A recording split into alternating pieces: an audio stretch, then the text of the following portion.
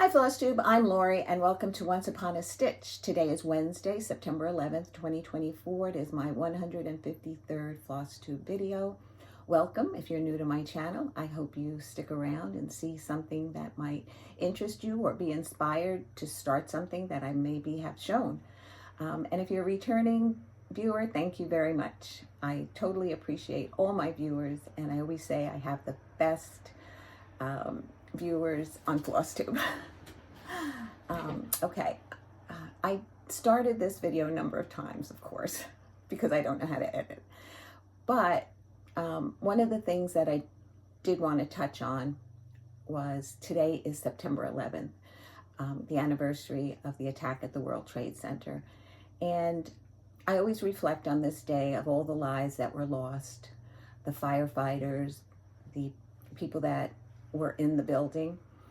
I remember the day as if it was yesterday, where I was working in an elementary school, and I had, the principal had asked me to go outside, and because a girl had forgotten something at her house, and she lived technically like across the street from the school, so he just wanted me to watch her cross the street, get what she needed, and bring her back into the school.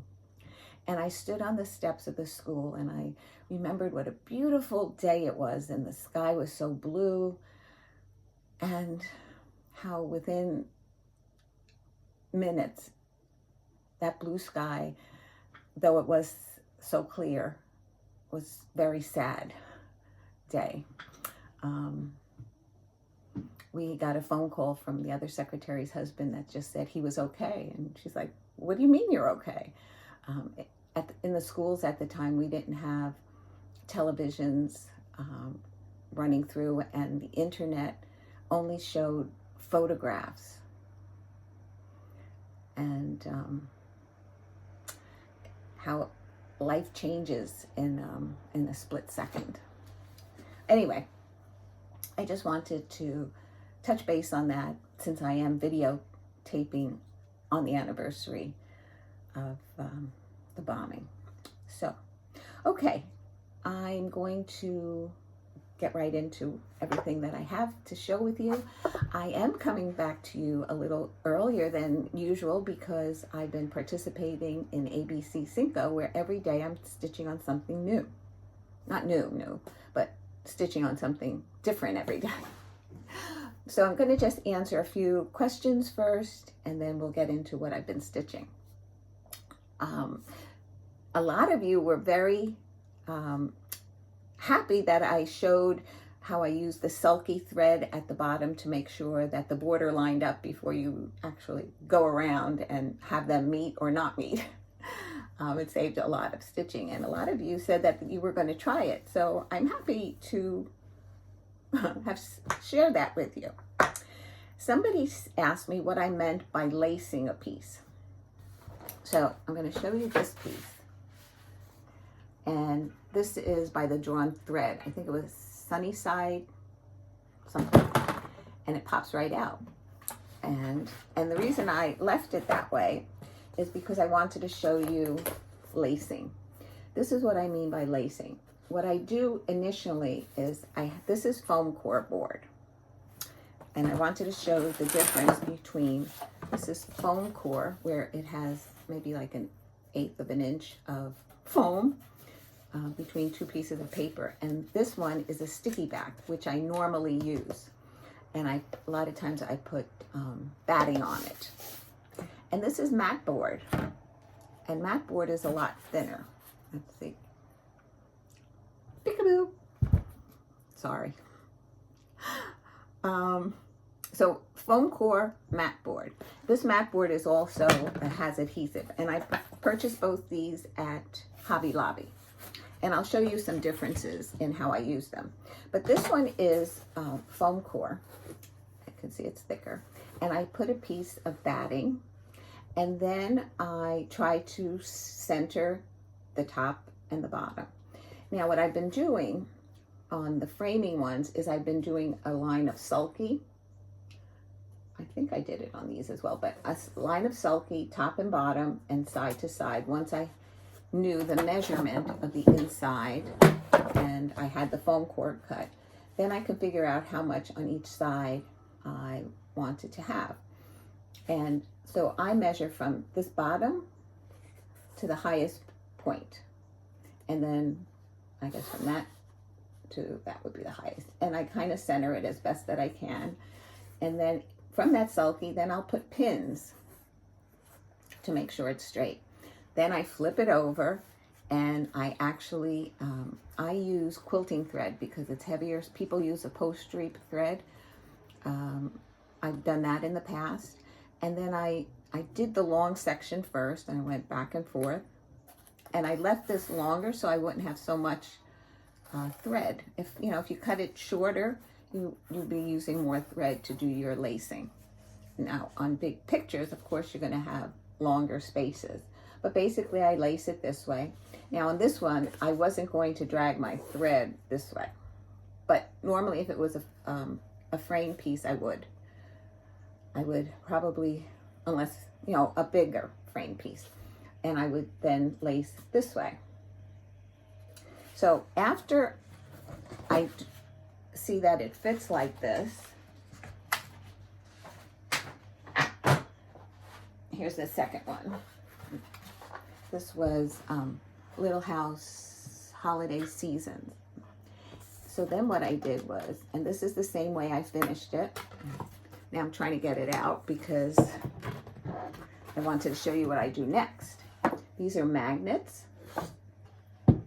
Now you can use washers that you buy in the hardware or like Home Depot stores, but you have to make sure that they stick to a magnet, because I heard that some washers do not. But I had my husband purchase some sheet metal, and I cut pieces of sheet metal, and which is really doesn't take much space at all. The magnets are like maybe, I don't know, 1/8 of an inch. And then I would just match it up in here. And I laced the back of this too, just like the other one. And then it doesn't fall out because of the magnets. So I have to add the magnets on the other one, but I wanted to show the lacing better.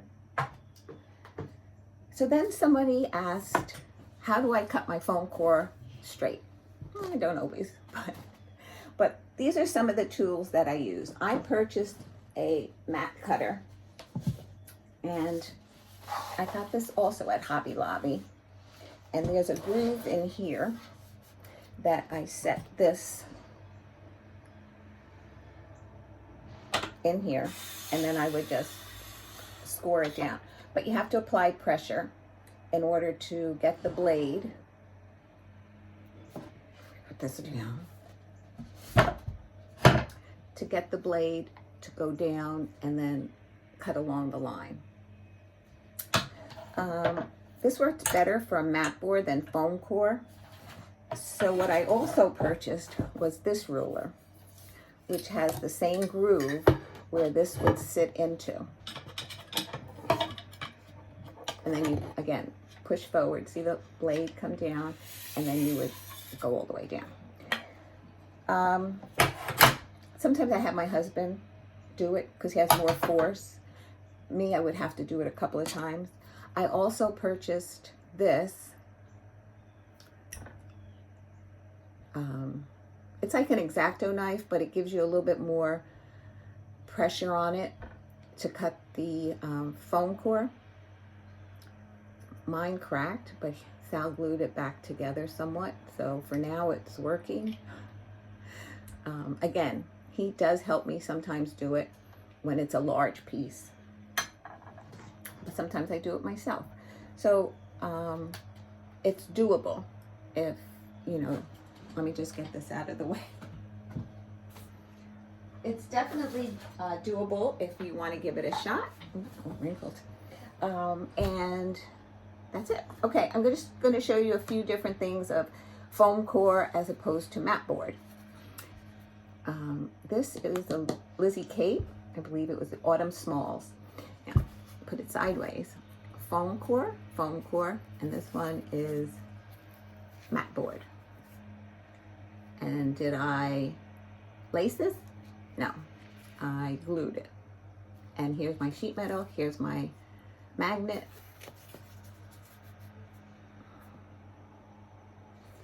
Number 1. This is another Lizzie Kate. And these are both on mat boards. And Marge gave me this at New Jersey Retreat. And I think it's just perfect. And these were purchased at Hobby Lobby. This one is also just mat boards.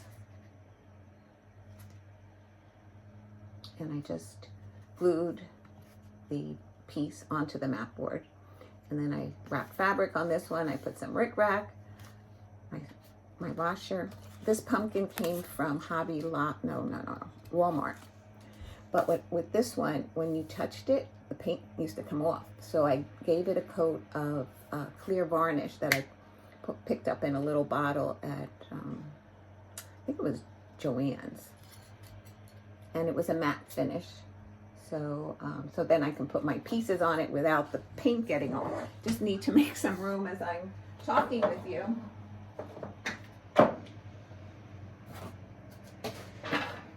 Oops. Okay. And then finally I took this down to put the fall one up, and I forgot to get it out. But this is done with 2 pieces of mat board.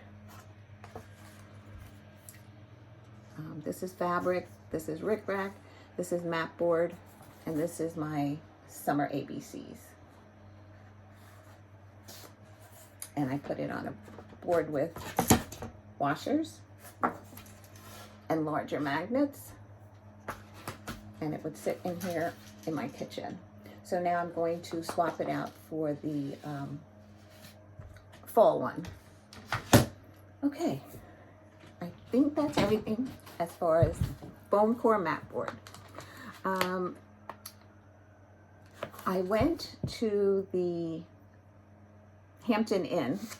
Somebody said I might have said the Hilton, to see the pop-up shop that needleworkers, I don't know if they're known as needleworkers. I know Jimmy uses Hand Dyed by Jimmy. I don't know what he's calling his pop-ups, but they do pop-ups in different venues, and they did one close to, not too far from me, at the Hampton Inn in Woodbridge. And they're going to be there again at the end of the month on a Saturday. I forget if Saturday, oh, do I have a calendar? I do. The 28th.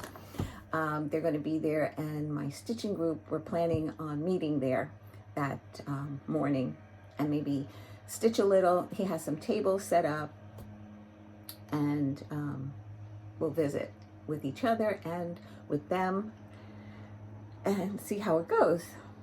And then, oh, I went to the library yesterday. It was Tuesday, the regular stitching group, quilting, cross stitching, whatever anybody wants to work on. And this Saturday is the monthly meetup at the Clark Library from 10 to 2. So some people already said they couldn't make it for various reasons, but I'm planning on being there. So far, so good. And what else? Oh, somebody messaged me on my video that said this person needed some prayers. So what I did was I got her Flosstube, which is the Crow River Stitcher, and that's Sheila, S-H-E-I-L-A, and I watched her video, and she is going through a very difficult time, and she shares it on her video. I'm not going to tell you what it is. If you are a praying person and put people in your thoughts, she can use some prayers and some positive words to get her through what she's going through. So, Sheila, I'm thinking of you, and I pray that everything goes well and you get a positive outcome at the end. Okay, let's get on to what I've been stitching. Okay, so I've been participating in ABCingo, where Carolyn Zook has been calling letters. There's 25 letters. They take one letter out of the alphabet so that it's a regular bingo board. Oh, here it is. And so I mixed up my letters. So when she calls, when I have to go searching. And today's letter, which she called late last night, I don't know, maybe between 8 and 9, I got the message. It was a P. And I had to white out what was there. I'm not going to tell you. You'll see it eventually. And because I had completed it. So I had to put something else in. So today I'm going to be starting Prairie Schooler Santa 2024. Okay, so the first letter she called was an X. So I use it for month-to-month September by Stitching with the Housewives. And the X was the X on the barn. And I only was able to put in that evening 214 stitches. And what I did was I finished the tree, the apples, the tree, and the 2 apples on the, maybe that one was in, and this 1 apple. So I'm getting close. I was hoping to get in more stitching time, but I didn't that day. Basically, I just have this branch with the leaves and the apples. And I was looking at the pattern, trying to figure out like what would be the best section to count off of to start it. Do you ever do that? Trying to figure out, instead of just attacking it, I kind of say like, okay, where should I start? Which is the easiest to count from? Though I'm more concerned when I'm stitching on a 28 count than a 14 count. Luckily 14 is easy to count. The next one, the next letter was I, and that was for heart, in, I-N, in, hand, and it was Seaside Tiny Town. And I had stitched most of this, and I'm working down this way. But I only got in a house. It was 673 stitches. I have full fabric on here so that I can put it in the Q-snap without taking up too much of the stitching area. And this is on a 28 count country mocha. The month to month was on a 14 count Ada. So what I put in was this house. I didn't finish it. There's like a little post here and a big fish at the top. But I finished the seagulls. One had to be fully put in and the other one had a wing to be added, and the crab, and then the fish in the window. So of course we never make as much progress as we like to, but that's what I got in for that day of stitching. And when I say day, it's mostly in the evening that I'm stitching. Sometimes during the day, like right before I start dinner, I might have an hour or so and I might do some then, and then some days I don't and I just stitch in the evening. Okay. The next letter was Q, and this is something you haven't seen in a while, and that is Coffee Quaker by Heartstring Samplery. And I know a lot of you saw this, but I like reading the words because sometimes I like when people read the words to me because I can't make them out. First I drink the coffee, then I do the things. And that is so true. Every morning I start the day with a cup of coffee and Flosstube. And then when I finish my coffee, I get up and start the day. And I stitched one motif. Let's see how many stitches did I put in. 507. And I put in this bottom gold motif. There's not many threads in this. Let's see.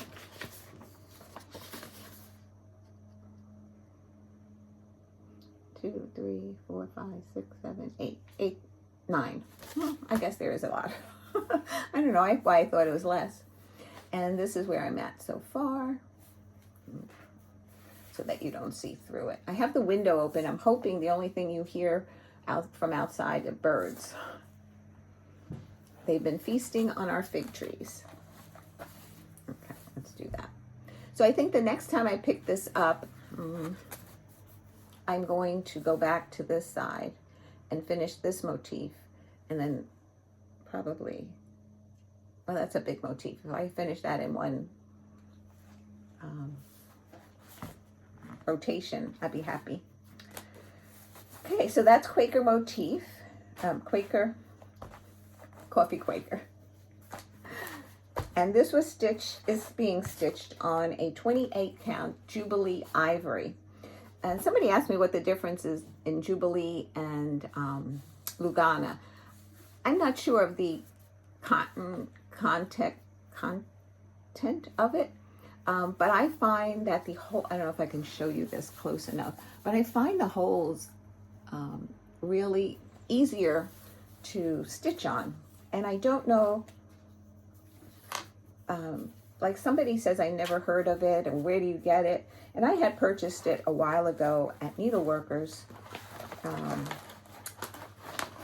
And they say that 28 count Country Mocha is really Jubilee. It's not in a Lugana base. I don't know if that's for everybody or just where I purchased my fabric. Then the next letter called was H. And I brought out the Red House Sampler by the Sampler Company. And this is being stitched on an 18 count Rustico Ada. It's the call for, actually. I'm not crazy about it, so I think that's why I don't pick it up as much as I should, because I'm not too far off. But I put in 290 stitches. And basically what I did was I added this topiary and did some of the outlining of the house around it.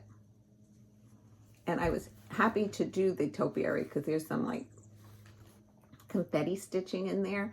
So as you're stitching it, you can't appreciate what it looks like, but holding it back and looking at it, I can tell now they're topiaries. So I need to put another window here, and then I'll work my way up. So it's a big house.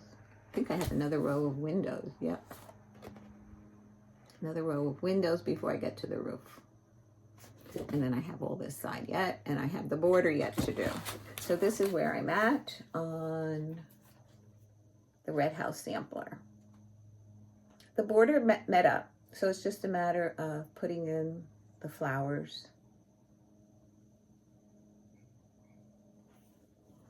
And the leaves and the rest of it. I don't know if this is my oldest whip. I'll probably do a whip parade in November or December, most likely December. And I'll have all the dates of what would be my oldest whip as opposed to a brand new whip for that month. Okay, let me turn the page. The next letter that was called was U. And I stitched on Mirabilia. I'm just looking for the photograph. Okay.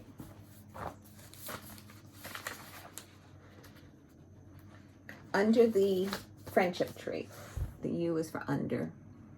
And I had started on this girl.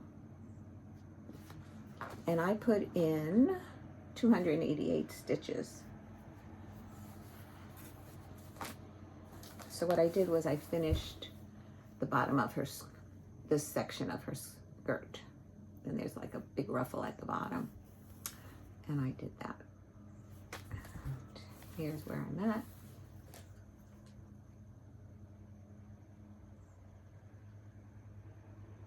I think she's coming out really lovely. And you know, it seems like it's so close to the border here, but the border matched up, so I'm assuming the border is correct. It was 20 stitches of brown and then 20 stitches of lilac.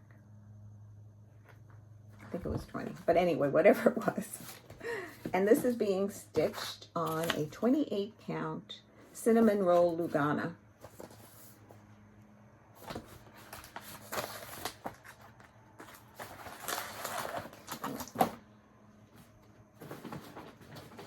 The next letter was J, and I used my J for JBW Design,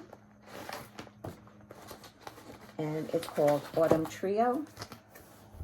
And I just wanted a small autumn piece to, you know, put out with autumn, but I'm not going to do the border. I'm going to do the grass at the bottom here. And I put in, I didn't count them. They don't have any numbers there. This is a DMC fabric that I bought at Michael's, but it doesn't have a name, a color. And this is the tag. It's a 14 count Ada, and it's a stamped color. They had different colors. This is the back. And this is where I've gotten to. And this is like a bluish, and it has some green in it. So I picked the section with the green. And I finished the 3 pumpkins. So I have to put in the bottom grass, I guess. And then I'll make it into a little pillow to add to my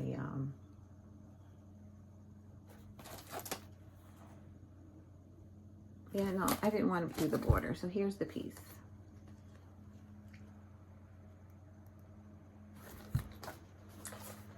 Okay. The next letter called, I put it on my whipco board twice, but so the first letter that was called was W for, and I used A Perfect World. And this is what it looks like. In a perfect world, you would find me here with the birds and the flowers and the dog and the deer. And that's by the Scarlet House. And I had to take it off my whipco board the second time because I finished it. I was so excited. So the part that I had to do, did I count the, no, I didn't count the stitches. I had to put in this flower and then all the black background in here. And I have a finish. So excited about this. Bring it in closer so you can see. This is stitched on Heritage, I think. Let me see. Yes, 28 count Heritage Lugana.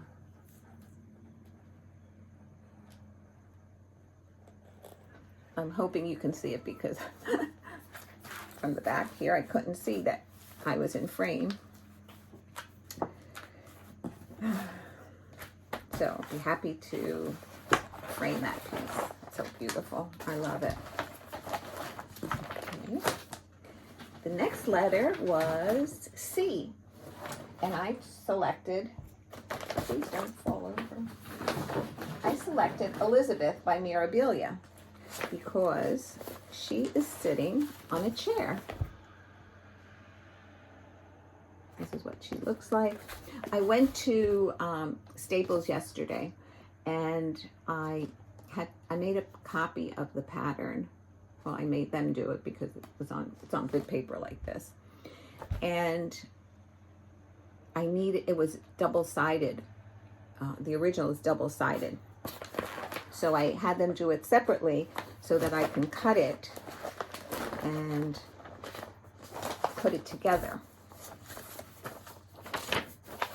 The only thing I'm confused about, and if somebody can answer this, I totally appreciate it. I'm not going to show you the whole pattern, but this is the bottom where it shows that the 2 lines are a repeat of the top section of the pattern. But here's the bottom of the other one that is also, like, the top and bottom have 2 shaded lines. And I think it's just one is a copy of the other, but why would it shade twice? I don't remember ever seeing something like that before. So I have to, like, really concentrate and figure it out. So anyway, I finished the chair. That's the only thing I stitched on that night. And this was 439 stitches. I filled in all the green in the chair.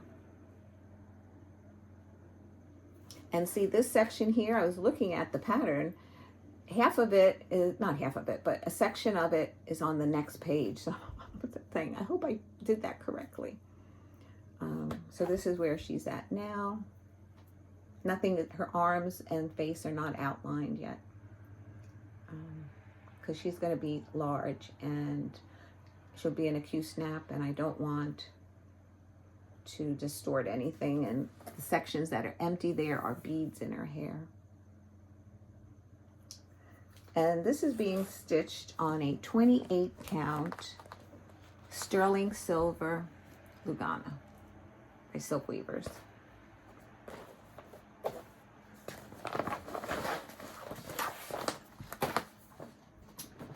Next, oops, let me put the rest of her pattern in there.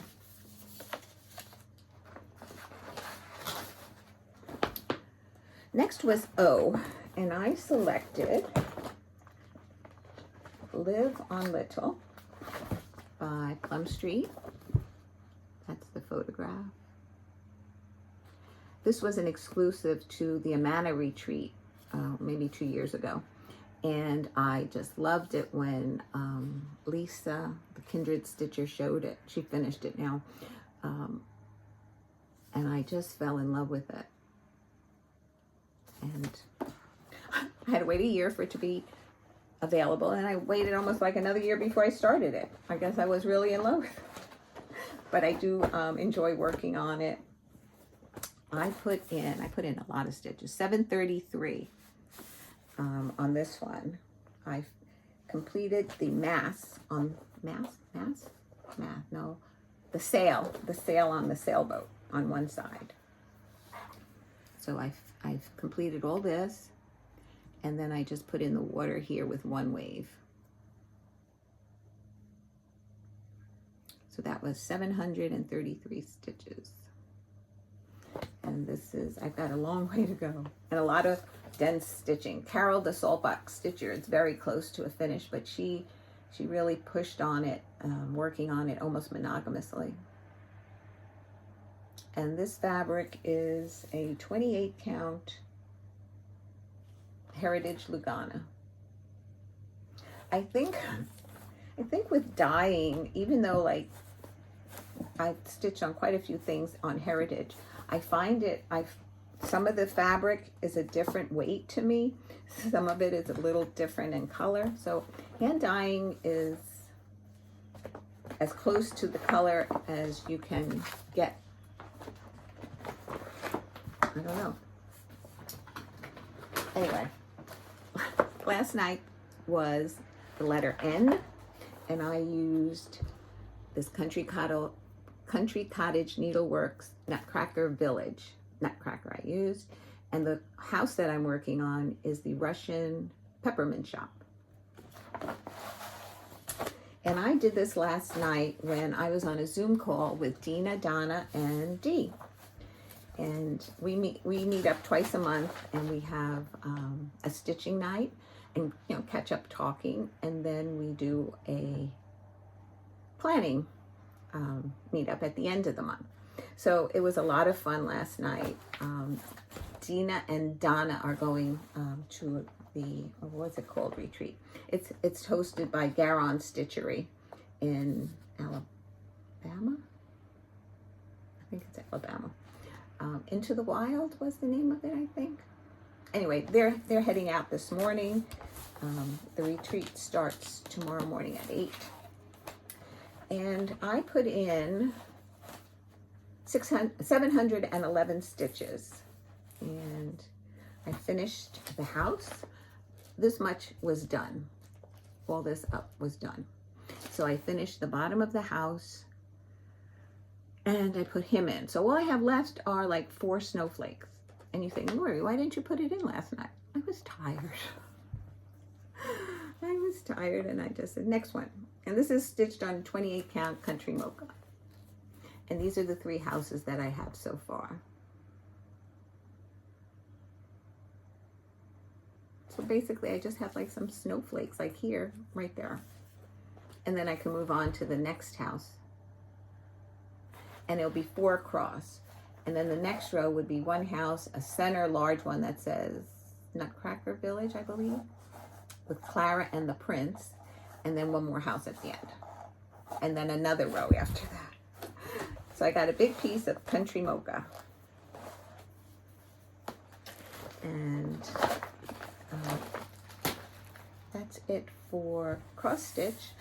And I told you that I had gotten my sewing machine back from the repair place, and I said, you know what, besides just trying it and saying, oh yeah, I can see it work, I said, let me do something.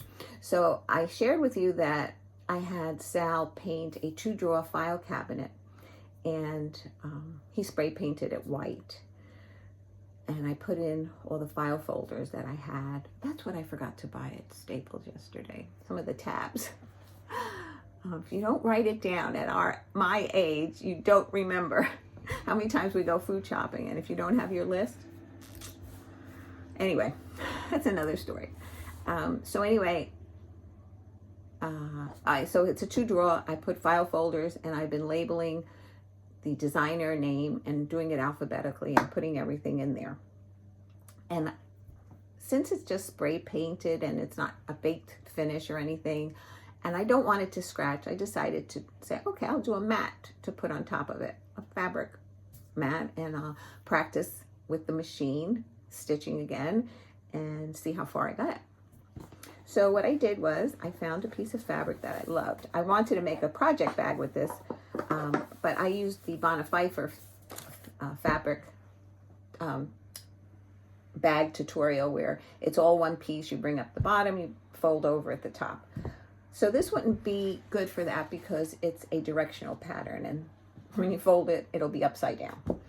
So, but I just loved it. So I says, I'm going to use it for this. I didn't totally finish it, but I cut it out, put it together, quilted it, and I attached the binding. So all I have left is to finish the binding. So this is the piece of fabric that I selected, and this came from Joann's. And I had the green that I used for the back, and you can see the crosshatch quilting that I did. If you're new, not new, if you're a beginner and you want to try something like this, what I did was I got a ruler and I looked for the 45-degree angle, and I put it on my fabric. I know some of you know all this, and I apologize, but I always like helping somebody. So if I put it up here, and I look, it's hard to see because here's the 45 line right here. What I did was I got a piece of masking tape and I ran it along the edge of the line once I got the 45-degree, and that was the first line that I used to stitch across. I did it on this side, but I put the tape here, masking tape, and I try not to stitch on the tape because it'll gunk up your needle, and I just stitched that one line. Then I measured 2 inches, and there's a piece that we have for our machines that once you measure your 2 inches, it's just like, I don't have it in my machine right now, but you would put that down and you would run it across here while you're stitching here, and then you just constantly move your fabric over, and then you do it. Then I measured the 45-degree angle in the opposite direction, did it with the masking tape, got that first line, then measured 2 inches, and then just went, you can see much better this way, I went across. So all I have to do is finish hand stitching the binding. I know a lot of people do the binding on the machine, but I brought this to the library yesterday, so I got quite a bit done. Let's see, I started here, and I got all that done, and now I just have that much left. And then I could put it on my filing cabinet, and then I could put some smalls for autumn on there. So, okay, that's it. I hope you enjoyed what I shared with you today. If you have any questions, please feel free to ask. Let's see, today is the 11th, so that would make it like another 15 projects to finish ABCingo, and that finishes on the 25th. And then if you have any days that you couldn't stitch, there's those extra days at the end of the month that you could make up. Technically, it's asked that you stitch 100 stitches on that particular piece that's numbered, a letter that's called, but I chose to just work on it that day. Tomorrow I will have Libby. Caleb is in pre-K, and so I don't think I'll get any stitching done, maybe at all, tomorrow. Tomorrow evening we have, I have Layla tomorrow. Tomorrow evening we have Libby's dedication up at the hospital from 6 to 8. And so I don't foresee stitching time, so I'll have to make it up on Saturday. Saturday is a library day. And I'll probably have to stitch tomorrow's call. I'll put in some time at the library, and then when I get home, whatever's called for that Saturday, I will stitch on Saturday evening. Okay, anything else coming up? Sal's cataract surgery next week. So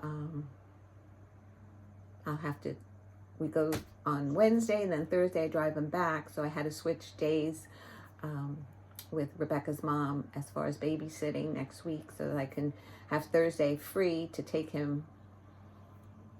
I don't know what they do the next day, but I guess check to make sure everything's in the right place. This is the first time we're going through this, and then 2 weeks later we do it again. So he's still going to physical therapy. Things are always progressing, so it's good. He's driving. He'll be going there today, as a matter of fact, this afternoon, and I'll have some time to stitch.